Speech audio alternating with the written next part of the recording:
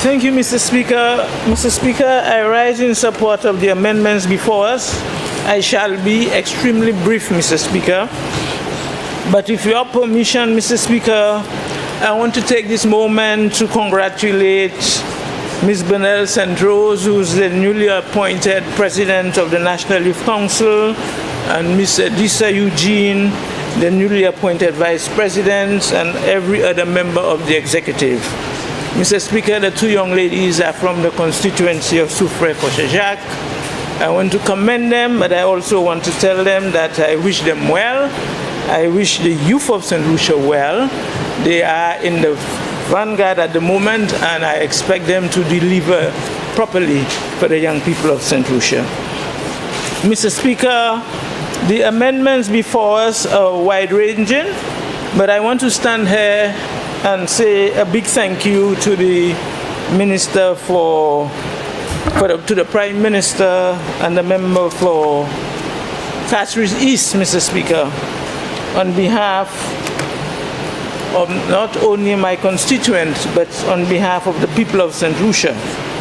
Because the amendments before us, Mr. Speaker, reflects a government, a Minister of Finance, a Prime Minister that actually feels the pain, feels the pulse of the people. It was a promise made, but clearly, Mr. Speaker, these amendments focuses and tries to address the needs of every sector of this society. And that is what is important. The cap has moved from 30,000 to 40,000. But the things that jump out to me is the fact that now medical expenses, you can claim 100% of that. Why is that important, Mr. Speaker? Because as a PAL rep, as a member of the cabinet, we understand the high cost of healthcare and medicine. Mr. Speaker, I look again at solar PV and the cost of shifting to renewable energy. This is showing a government that is focused very much on the future. The area that I want to emphasize as well, Mr. Speaker, is the whole issue of trying to get families to focus and support each other. Where now we move the family allowance from $300 to $5,000, Mr. Speaker. Because those of us who always focused on supporting our relatives, we always question the significance of a $350 allowance. At the moment, it is $5,000. Again, the issue of higher education, Mr. Speaker, we know the cost of that. And as a government, apart from all the scholarships that we provide, we know that persons have to support the children who are studying away. And as I say so, as a country, we need to pay a lot more attention to what is happening to us in the area of education.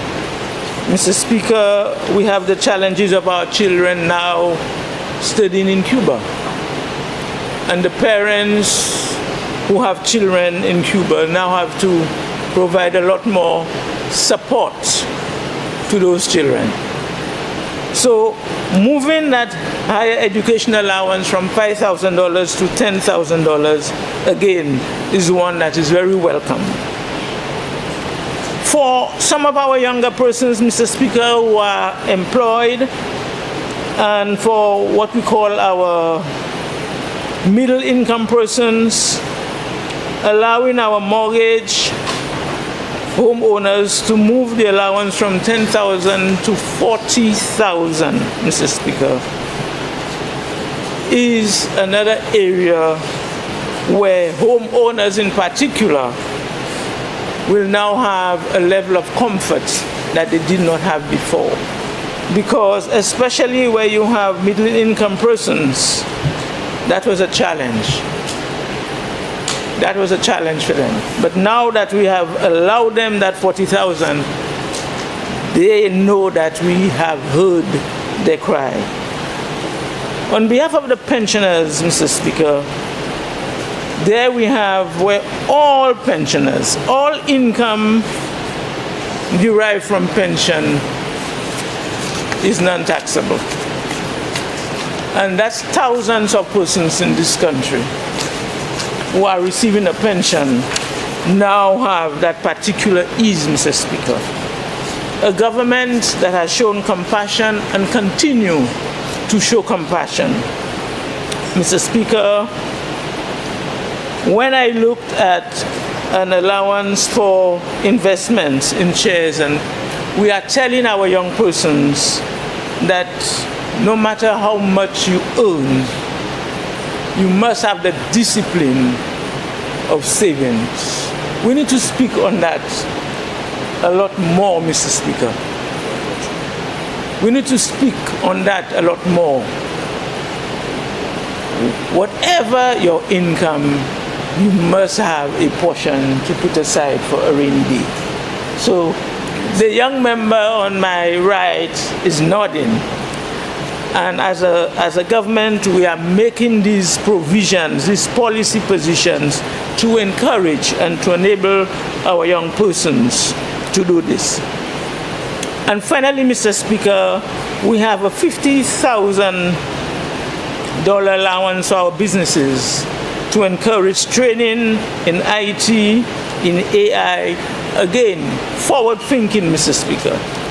Forward thinking. And when we think today, when we look at the statutory instruments table, Mr. Speaker, when I counted, no less than 29 businesses at this sitting, we are confirming no less than 29 statutory instruments were laid by the Deputy Prime Minister, Minister for Tourism and Commerce.